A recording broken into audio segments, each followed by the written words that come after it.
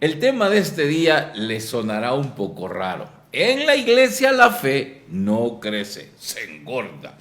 Y alguien me dijo, o sea que no debemos ir a la iglesia. No, no, espérese, yo no he dicho eso. Yo no he dicho que no debamos ir a la iglesia. Lo que he dicho es que en la iglesia la fe se engorda. Es como en la casa. En la casa usted se llena de energías, come. Pero si solo come, lo que va a pasar es que se engorda. En el gimnasio usted hace crecer los músculos con la energía que ha consumido en su casa. Pues lo mismo pasa con la fe. La fe que usted adquiere en la iglesia desde el día del bautizo, la va a desarrollar en los momentos importantes donde verdaderamente la va a hacer crecer. Porque la fe, hemos aprendido y la iglesia nos enseña, es a la misma vez un don teológico, un don divino y una virtud humana, una virtud teológica y una virtud humana. Es a la vez algo divino y algo humano. Dios es quien nos concede la fe, pero los humanos somos los que tenemos que acrecentarla. Un día, un papá que había llevado a su hijo enfermo a donde Jesús para que lo sanara, le decía a Jesús: Señor, creo, pero aumenta mi poca fe. Jesús no le respondió. Es que no le toca a Jesús aumentarnos la fe. No, no le toca a Jesús. Eso nos toca a nosotros. Porque qué bonito fuera que de repente le pidamos al Señor: Señor, dame mucha fe. Y de repente el Señor, ¡pum!, va, ya te di la fe. Y ya creemos como el tamaño de un grano de mostaza y nuestra fe se vuelve una fe poderosa. Hombre, ¿qué sentido tiene? Nos corresponde a nosotros hacerla crecer. Vamos a leer primero en la palabra de Dios y vamos a tomar la carta a los Hebreos en el capítulo 11, versículos 1 en adelante. Carta a los Hebreos, capítulo 11, versículo 1 en adelante. La fe es garantía de lo que se espera, la prueba de las realidades que no se ven. Por ella fueron probados nuestros mayores. Por la fe sabemos que el universo fue formado por la palabra de Dios, de manera de que lo que se ve resultase de lo que no aparece.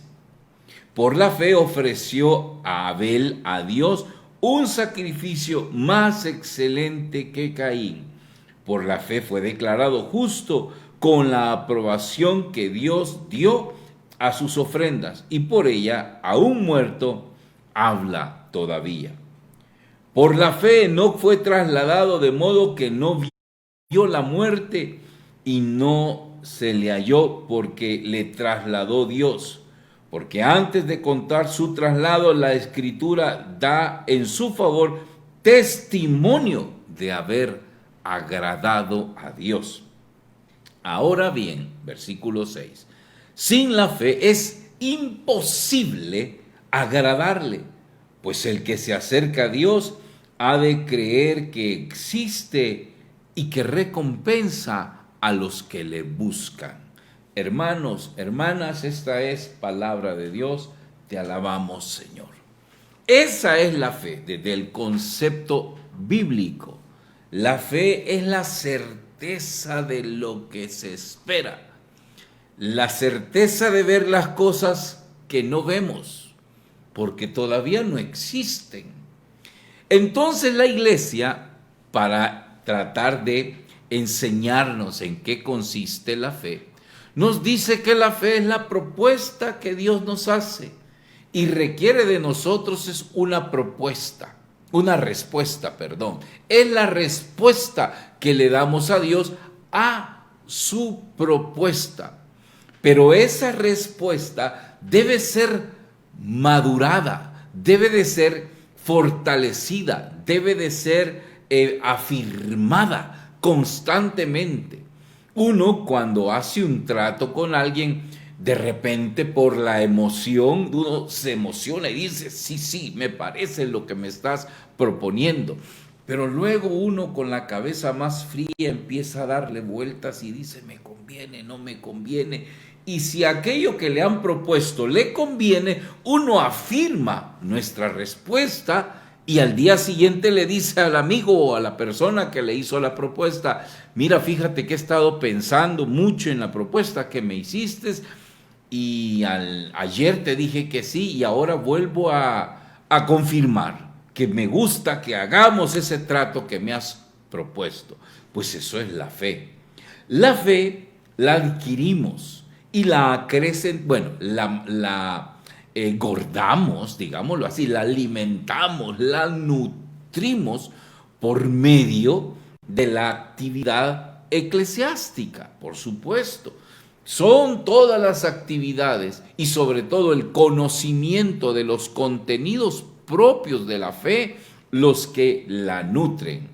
Cuando yo no era católico y participaba de otra religión, entré a la iglesia católica y lo primero que hice fue nutrirme de la fe. ¿Qué es esto? Mi primer contacto con los católicos lo hice a través de María Santísima, o al menos con la fe católica. Querían que yo predicara acerca de la Virgen cuando yo ya era predicador católico, pero con pensamiento protestante. Entonces me pidieron que hablara sobre la Virgen y yo dije, ajá, aquí les agarro, voy a hablarles sobre la Virgen que yo conocía, que me habían enseñado en la iglesia evangélica. Toda la tajila de cosas que uno le dice, que tuvo más hijos, que está muerta, que no hay que adorarla, que y bla, bla, bla, bla, bla, bla, todo eso que le enseñan. Entonces yo dije, bueno, si los católicos enseñan eso que los evangélicos dicen, algún libro tendrán donde claramente lo digan. Entonces empecé a buscar libros y libros y libros católicos donde, según yo, dijera todo eso que me enseñan los evangélicos. Y me pasé desde la Marialis Cultus, la Redentor y Mater, la Lumen Gentium, y todos los documentos hasta ese momento que existían sobre María Santísima. Y empecé a estudiar todos los textos bíblicos acerca de la Virgen.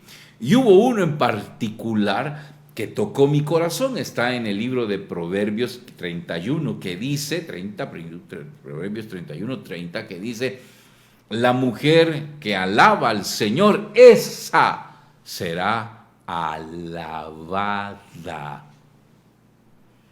La mujer que honra, que teme al Señor, esa será alabada.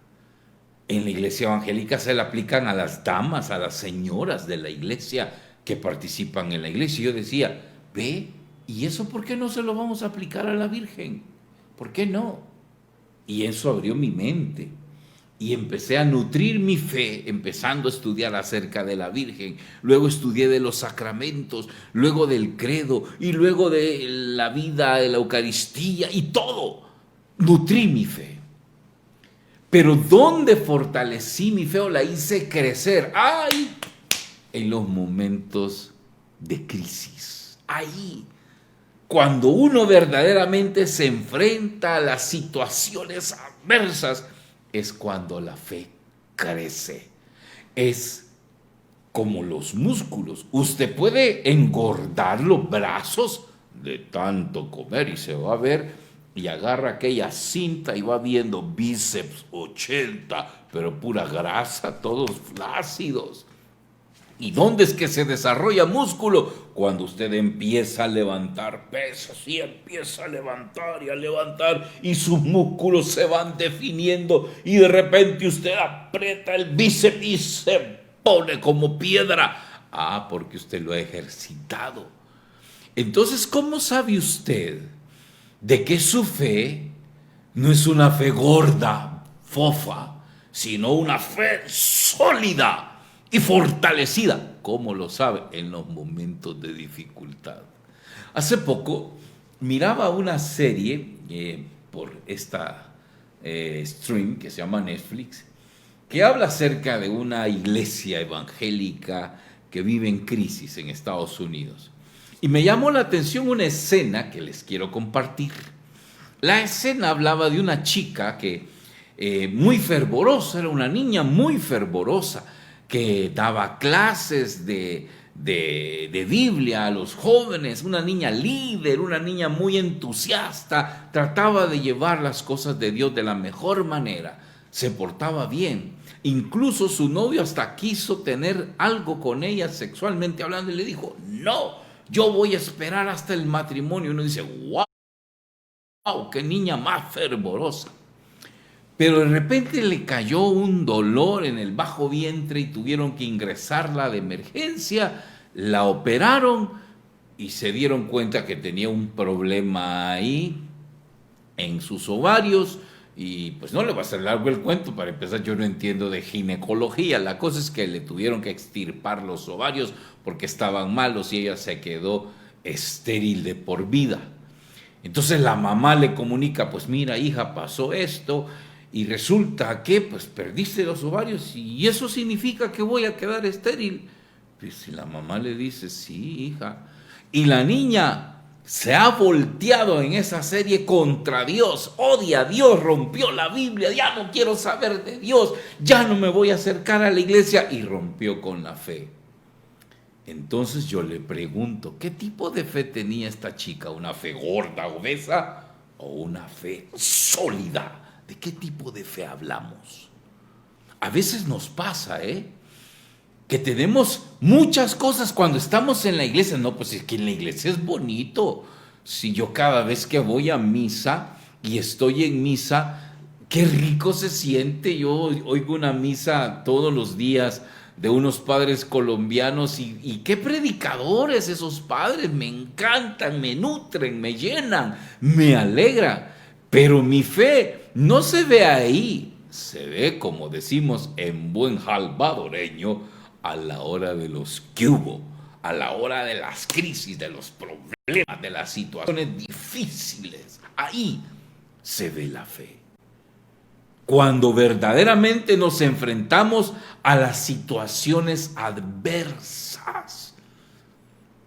Cuando no nos hundimos como Pedro. Cuando iba caminando sobre la barca, Jesús, lo primero que sobre el agua, lo primero que Jesús le reclama es, ¿por qué dudaste, hombre de poca fe? Se hundió Pedro, porque vio más los problemas, vio la profundidad del agua, la altura de las olas, la tempestad, le dio miedo y se hundió Pedro. Y Jesús lo agarró y Jesús le dice, ¿por qué dudaste, hombre de poca fe? Amado hermano, ¿no te ha pasado que tú eres un hombre o una mujer muy fervorosa, metido en la iglesia, que creces en la iglesia, participas en todo, estás creciendo, supuestamente, te involucras, eres de tal pastoral, eres del ministerio de evangelización, ¡ay, qué lindo canta, qué lindo alaba al Señor! Pero de repente viene una crisis a tu vida y ¡pum! ¿Qué le pasó a fulanito? ¿Qué le pasó a fulanita? Pues ya no viene a la iglesia. ¿Y eso qué le pasó? Pues tuvo un problema y se alejó. Bueno, pero algunos tuvieron un problema y se alejaron.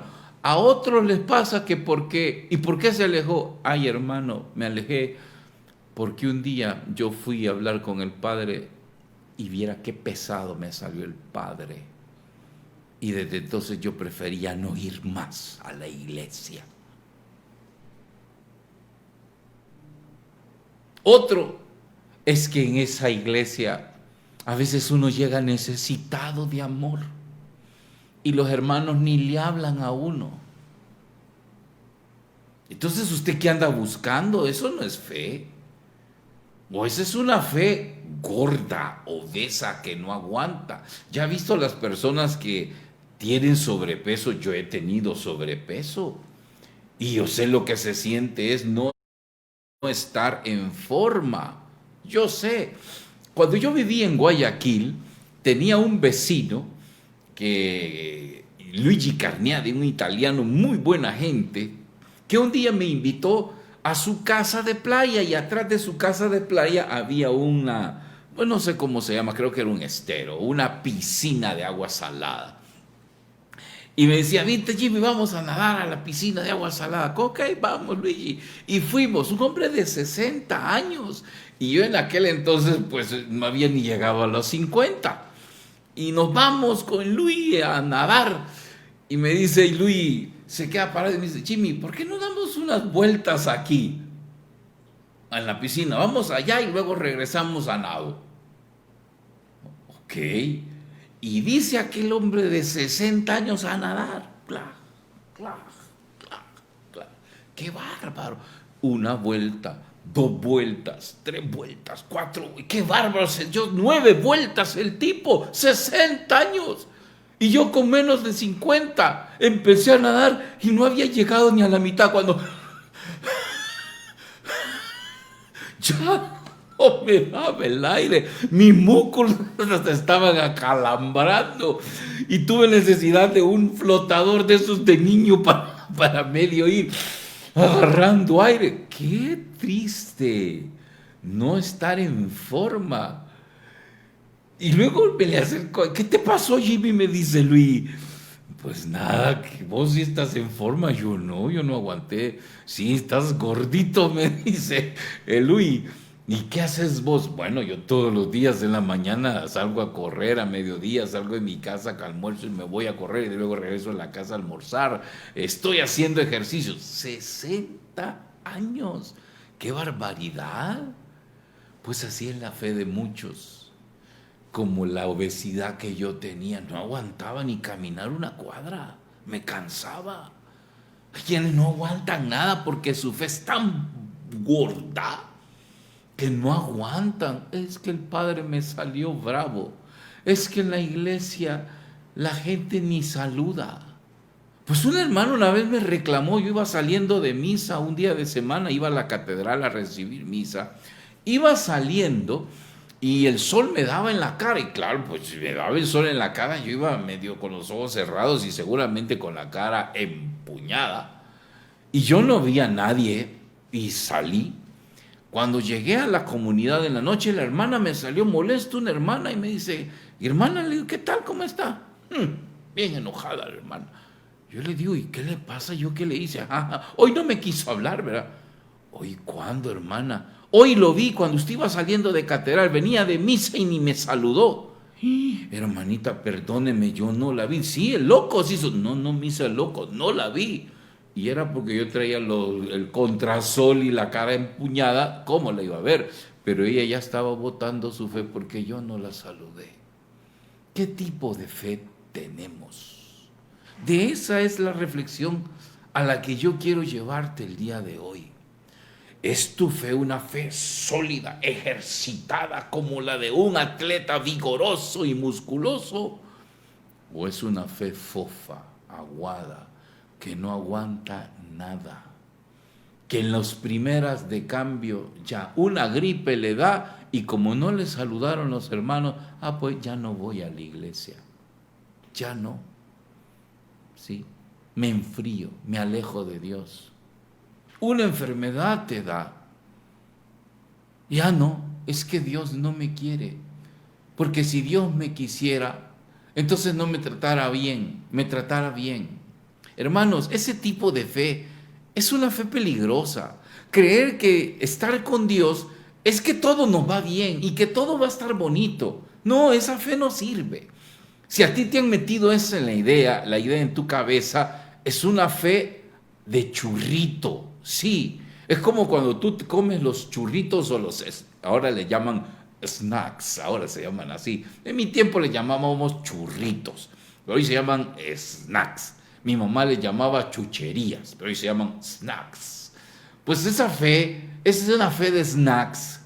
Sí, que qué rico es comer. A mí me encantan los churritos, sabrosos los churritos. Y uno solo se los mete en la boca y hasta se me hace agua la boca recordar y se me deshacen en la boca los churritos sabrosos, ¿eh? pero no te nutren, no hacen nada en tu vida. Pues es esa fe que te predican o que te enseñan. Yo soy hijo de rey y como soy hijo de rey, a mí no me va a pasar nada porque Dios me va a proteger. ¿Quién te ha dicho? No te metas esa idea boba en tu cabeza. ¿Y qué pasa con los mártires? ¿Qué pasa con los santos? ¿Qué pasa con aquellos que sí tuvieron que hinchar el cuero, el pellejo para alcanzar la fe y defender su fe? ¿Qué pasa con ellos? Y no solo hablo de los católicos, hablo de otras religiones. Por ejemplo, tenemos a Martin Luther King por defender a su pueblo de la segregación racista. Tuvieron que matarlo, tuvieron que matarlo. Hablamos, por ejemplo, de aquel hombre hindú, hablamos de Mahatma Gandhi, por la reivindicación no violenta y por mantener sus principios, lo mataron. A él no hubo un Dios que le aplaudió y le regaló un palacio.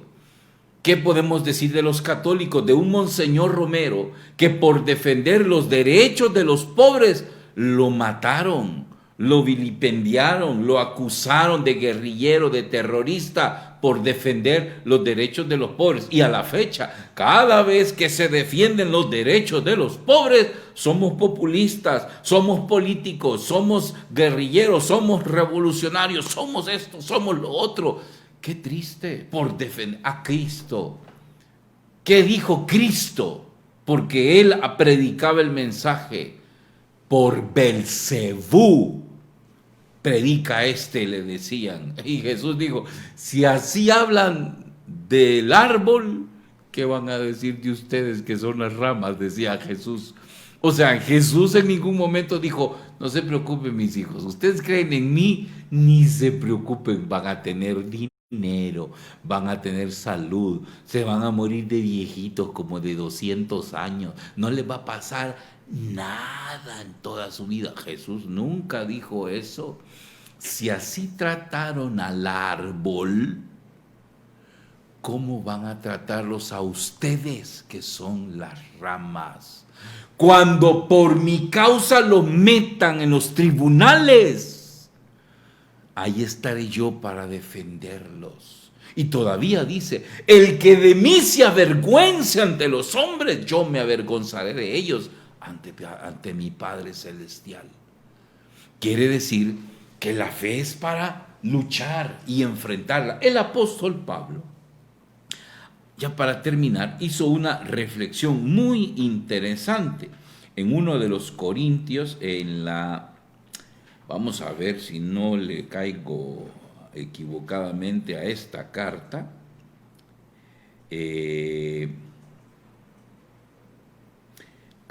primera carta de Corintios, capítulo 9, verso 24. Mire el ejemplo que hace San Pablo sobre los que tienen fe. San Pablo, primera carta a los Corintios, capítulo 9, verso 24. Dice, ¿no sabéis que en las carreras del estadio todos corren, mas uno solo recibe el premio? Corran de manera que lo consigáis. Los atletas se privan de todo y eso por una corona corruptible. Nosotros, en cambio, por una incorruptible. Así pues, yo corro no como a la aventura y ejerzo el pugilato no como dando golpes al vacío, sino que golpeo mi cuerpo y lo esclavizo, porque no sea que habiendo proclamado a los demás resulte yo mismo descalificado. Palabra de Dios. Te alabamos, Señor. San Pablo dice que no han aprendido nada en los estadios. Sí, cuando vamos a ver el partido, el fútbol, todos corren, dice, pero solo uno se lleva la corona. Solo uno.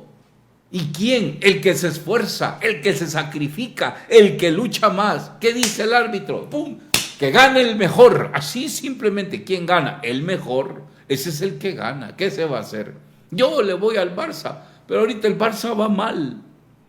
El otro, ni lo menciono, va bien. Pues es el mejor ahorita. ¿Qué puedo hacer? Tengo que reconocerlo con humildad. El Barça ahorita no es el mejor. No es el mejor. ¿Qué no aprendimos nada del partido, del fútbol, de las competencias, del atletismo, de las carreras. No han aprendido nada. ¿Quiénes ganan? Los que se esfuerzan, los que acrecientan su fe, los que tienen una fe probada, los que se hacen virtuosos en la fe. Esos son los que ganan. Y por eso debemos de luchar constantemente. No conformarnos solo con los momentos de calor. Hoy en día, hermanos, en las experiencias cristianas abundan mucho los momentos que el padre Ignacio Larrañaga le llamaba gratuidad infusas extraordinaria. Abraham Maslow y Carl Jung le llamaba momentos cumbre, momentos pico. Es decir, cuando todo felicidad, alegría, ¡ay, qué lindo! Los apóstoles en la transfiguración le dijeron a Jesús, qué lindo, qué rico es estarse aquí. Hagamos unas chozas. Una para ti, otra para Moisés y otra para Elías. Y nos quedamos aquí. Pedro ni de la mujer se acordó en ese momento. Ya que mi vieja que se quede, yo me quiero quedar aquí, decía Pedro. Pero ¿qué pasó cuando agarraron a Cristo? Jesús le dijo, Pedro, he pedido por ti para que tu fe no sea zarandeada. ¿Y qué le pasó a Pedro? ¿Qué le pasó? Cuando la mujer le llegó diciendo, si tú eres el que andaba con Jesús, si hasta el modo de hablar es igual. ¿Qué dijo Pedro? ¿Se acuerda? ¿Se acuerda qué dijo Pedro? Yo, si ese ni lo conozco, no sé quién es. Ah, el que dijo, allá en el calorcito del monte Tabor, ¿qué dijo? En el monte Tabor, bueno es estarse aquí, hagamos una choza y nos quedamos. Ahí sí, ¿verdad? Sí es rico, cuando estás en la imposición del Santísimo y viene el sacerdote y saca la custodia y la pasa por todos y te la pone en la cabeza. Uy, si hasta calientito se siente, si no dan ganas de irse. Pero cuando regresas a tu casa y encuentras a tu marido con la cara de este tamaño, ¿sí? Cuando encuentras a unos hijos malcriados, cuando estás en tu casa y te llaman del departamento jurídico, mire fulano, le estamos llamando porque usted no ha pagado, tiene que pagar, y si no, le embargamos su casa. Cuando te dicen, mire, le lamentamos decir que usted, te dice el médico, padece de esta tal o cual enfermedad y es grave y usted sabe que tiene los días contados. Ahí es donde se prueba la fe. En esos momentos, o eres como Pedro, es que yo a ese ni lo conozco, somos de cerca del mismo barrio, pero yo no anduve con él. 3 veces lo negó, 3 veces. Pero arriba dijo, bueno es estarse aquí. Bueno, aquí se siente calientito.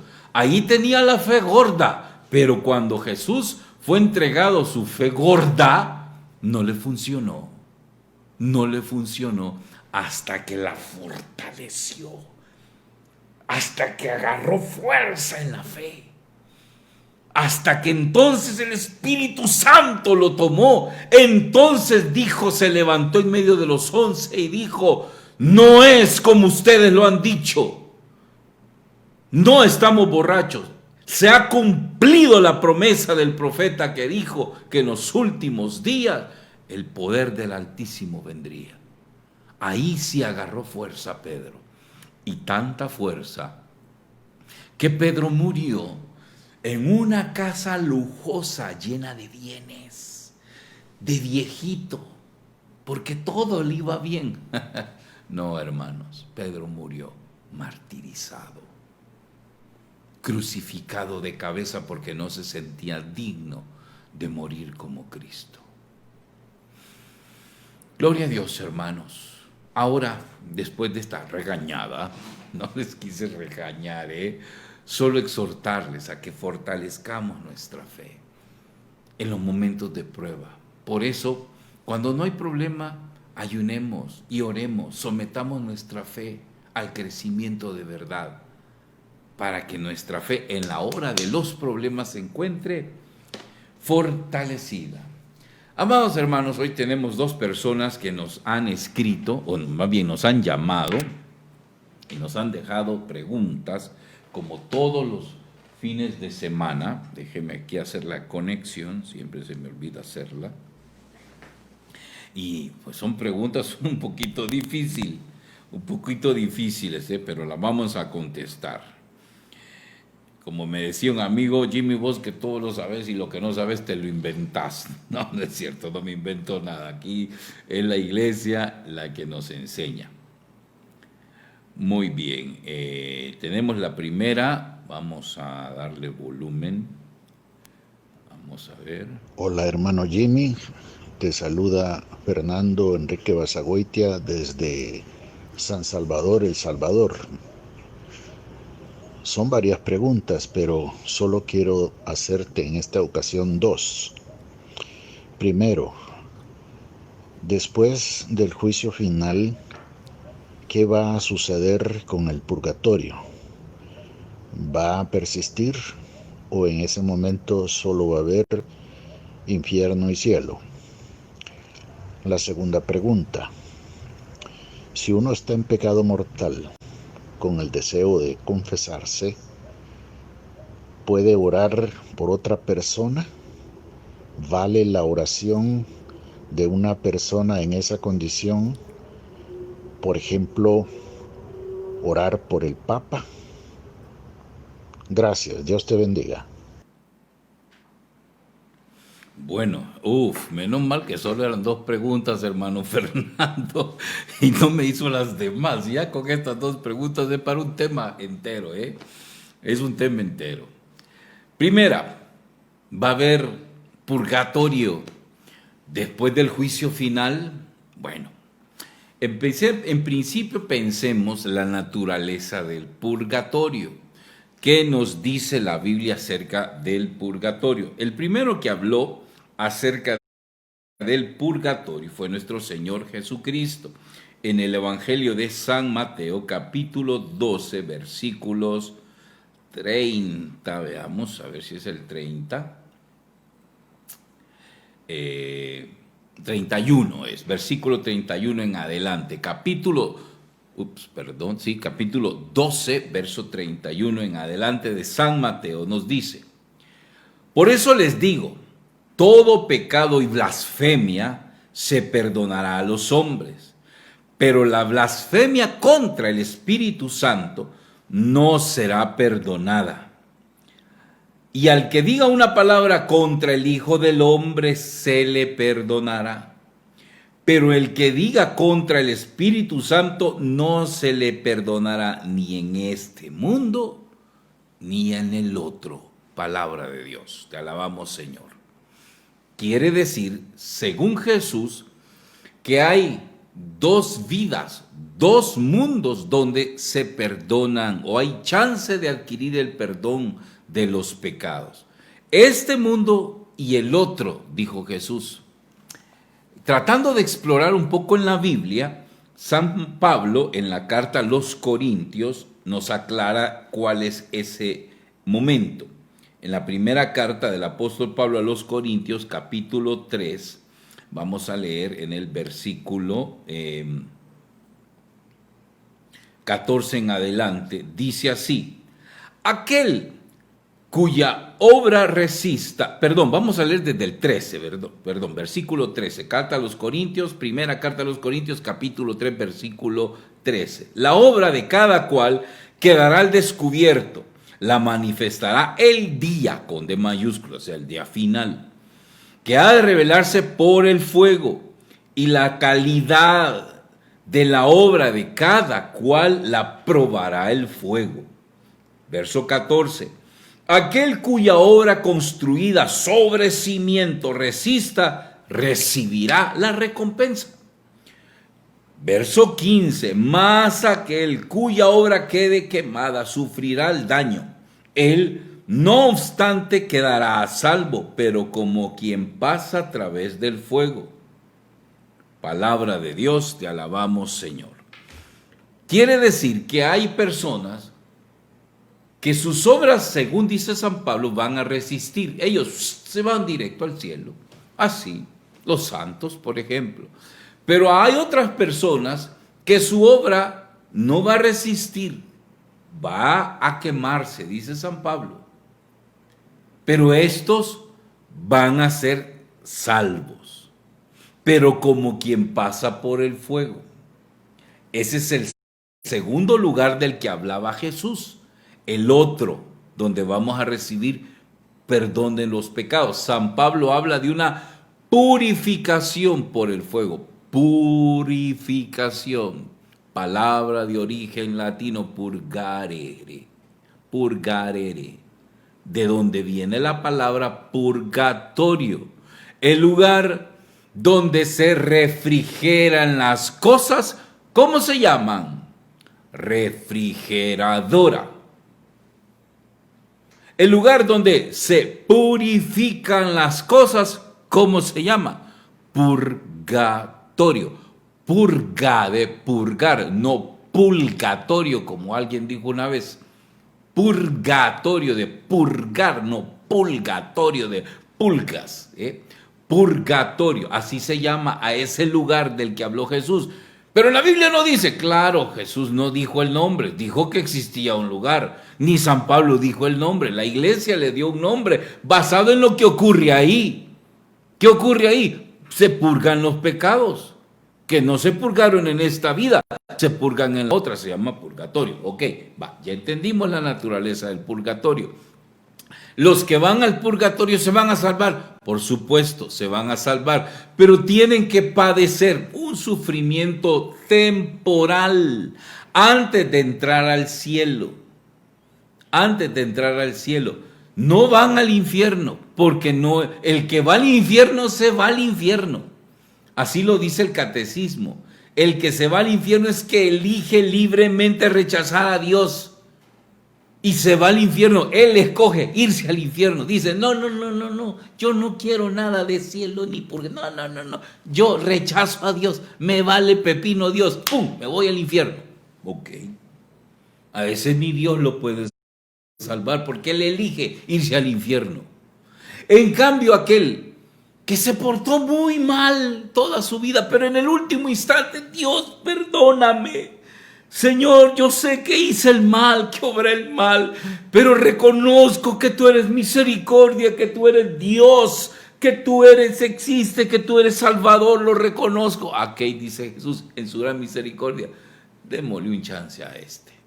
¿Y cómo, Señor? Mándenlo ahí donde dice San Pablo, hay que pase por el fuego. Donde yo dije, la otra vida, ahí mándenlo. Ah, sí es cierto, si tú dijiste que hay otro lugar, pues sí, ahí mándenlo. Y ahí que va, ahí ese. ¿Cuánto tiempo se va a estar? Ahí sí no sé, ese. Mire que los niños de Fátima, Jacinta y Francisco, fueron al purgatorio. Y dijo la Virgen que si Dios quiere que esté hasta que Él venga, los niños de Fátima, los pastorcitos, iban a estar en el purgatorio hasta que Jesús viniera. Imagínense Jimmy Carranza. No va a salir, va a venir Jesús y yo todavía voy a estar ahí, mano. ¿Cuánto tiempo? ¿Quién sabe? No es cierto. El hermano Fernando pregunta, ¿y cuando sea el juicio final, qué va a pasar por el purgatorio? Pues para el juicio final ya solo van a haber dos lugares, los que se salvan ya definitivamente al cielo, ya se acabó. Juicio final, caput, se acabó. Ahí se acaba. Y los que estaban en el purgatorio, es que esos están con promesa de venta, o sea, promesa de salvación. Van a pasar al cielo después de su purificación. Claro, para nosotros la pregunta es, ¿y cuánto tiempo? No sabemos, hermanos, porque espiritualmente el tiempo no se mide como 60 minutos como nosotros. Dice la Biblia que para Dios un día es como un año, y un día es como 1000 años, y 1000 años es como un día. Eso significa que no podemos cuantificar. El Padre decía hoy en la misa, estamos en el cielo desprogramados. No es igual. Si usted dice va a ir al purgatorio, Pues no sabe cuánto tiempo va a estar en tiempos terrestres, en tiempos celestiales, no sabemos, no sabemos. Por ejemplo, tenemos un relato, el relato de Sor Faustina Kowalska, que dice que Dios le dijo, lo dijo ella, esto tachambre puede ser, pero lo dijo ella en su diario, que cuando le preguntó sobre Judas, el Señor, dice Sor Faustina Kowalska, dijo, si te digo dónde está Judas, abusarías de mi misericordia. Ay, Jesús mío, no sabemos, la misericordia de Dios es grande. Entonces, a la pregunta de Fernando, ¿va a haber purgatorio después del día final? No, ya se acabó. Solo los que se van a ir al infierno, y hasta el infierno, entiendo, va a desaparecer. Todo desaparece. Lo único que va a quedar es el cielo, nada más, en ese contexto. La segunda pregunta, ¿y los que están en pecado mortal pueden orar por el Papa o por otro? ¿Pueden interceder? Sí, claro que sí. La oración siempre es válida. Pero veamos un poco el contexto, hermano Fernando. Tu planteamiento es un planteamiento hipotético sin mayores detalles. Uno que está en pecado mortal puede orar por otro, por el Papa, por otra persona, pero no me das más detalles. Yo me voy a inventar los detalles. Y uno que está en pecado mortal, uno se supone está alejado de Dios. Y si está alejado de Dios y vive pecado mortal y no le importa a Dios, ¿qué va a andar orando por ti? O sea, no es que un pecador, un pagano va a decir, pues yo ni creo en Dios, pues, pero Dios, haz algo por este. Podría ser. Dios es grande, ¿eh? Dios es grande. Hablemos de un creyente que está en pecado mortal. Pues tendríamos que explorar las situaciones por las que esa persona está en pecado mortal, que pueden ser situaciones atenuantes o agravantes, porque el pecado mortal en el que ha incurrido, incurrió porque él quería o incurrió porque ciertas circunstancias lo llevaron a cometer ese pecado. Pero en el fondo la persona no quería pecar. Yo sé que el pecado es voluntario y es personal, pero a veces hay, según la moral cristiana, situaciones que llevan a las personas al pecado mortal. Y lo decía Sor Juana Inés de la Cruz, o Sor Juana Inés, creo que nada más se llamaba. Decía esta señora, ¿quién peca más? ¿El que paga por pecar o el que peca por la paga? Mire, buena reflexión. El que paga por pecar, o sea, se rebalsa el gusto, usted quiere pecar y todavía paga para pecar. O el que peca por la paga. Es decir, la que, pues ni modo, yo necesito, y como necesito el dinero, porque soy pobre, porque no tengo que darle de comer a mis hijos, pues acepto esto, pues peca. Su situación habrá menos rigor para ella que para la anterior moral cristiana. Ahora, ¿por qué me metí en este embrollo? Porque la oración de estos podrá tener más o menos valor delante de Dios. ¿Sí? El que paga por el pecado, pues este está tan alejado que yo no creo ni que ore. En cambio, el que peca por la paga, pues es un pobre miserable o una pobre miserable que le pide a Dios misericordia. Y pide por sus hijos, su hijo está enfermo y le va a pedir a Dios que sane a su hijo, que purifique a su hijo. Entonces Dios en su misericordia va a escuchar la oración de aquella mujer, no por el pecado, no por el pecado, sino por su fragilidad, como la cananea, a la que Jesús le dijo, si no es bueno darle la comida a los niños a los perros. La mujer reconoció su condición de perro, entre comillas, en la figura que usó Jesús, pero también los perros comemos de las migas que caen de la mesa de los amos. Y Jesús le dijo, mujer, grande es tu fe, que suceda como has creído. Fue esta mujer bendecida a causa de su fe, no por su condición de indigna. Entonces, a la pregunta, ¿puede escuchar la oración de un pecador en pecado mortal Dios? Sí, podría escucharla. Bueno, vamos a una pregunta más. Nos vamos a tomar unos minutitos más, a ver si nos permite la cámara. Todavía tenemos una cámara del siglo pasado que solo nos da 1 hora de grabación. Tenemos una pregunta. Esta es una hermana. A ver.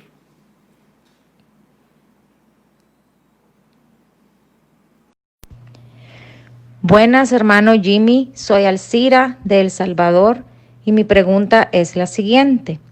¿Puede una persona pasar eternamente en el purgatorio y nunca salir de ahí?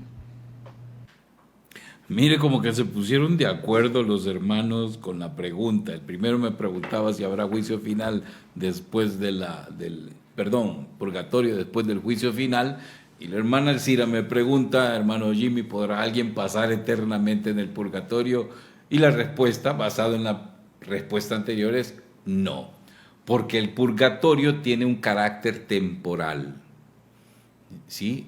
El día del juicio final se acabó el purgatorio, ya no tiene razón de ser, solo es un tiempo estacional, mientras esas personas terminen de purificar.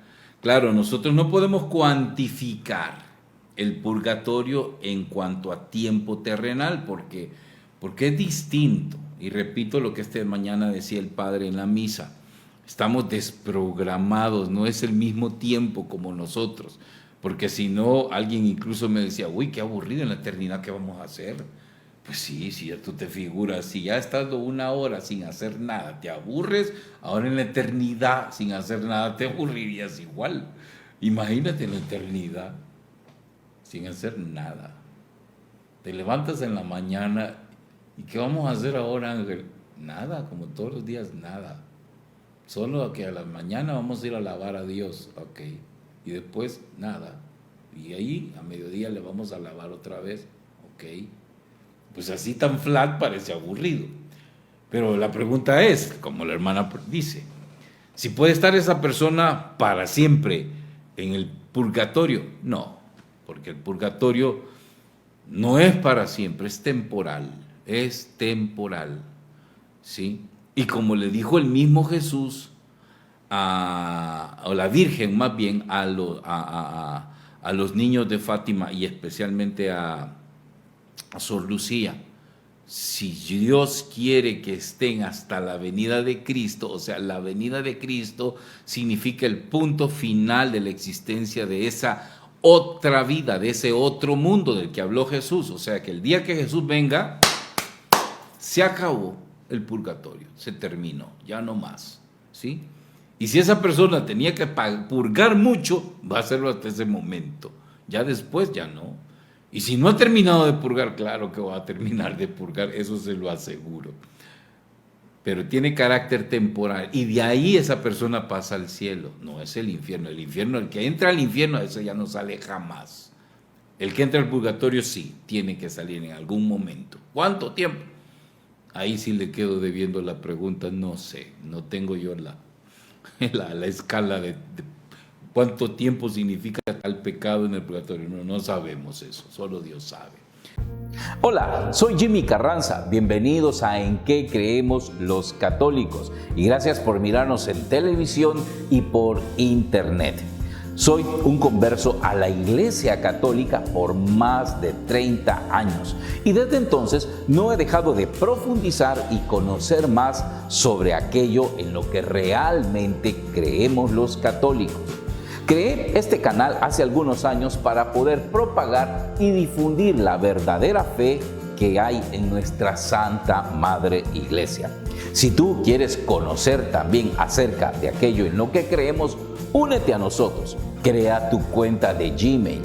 Aprieta el botón rojo para suscribirte y no olvides activar la campanita para recibir notificaciones cada vez que subimos algún contenido.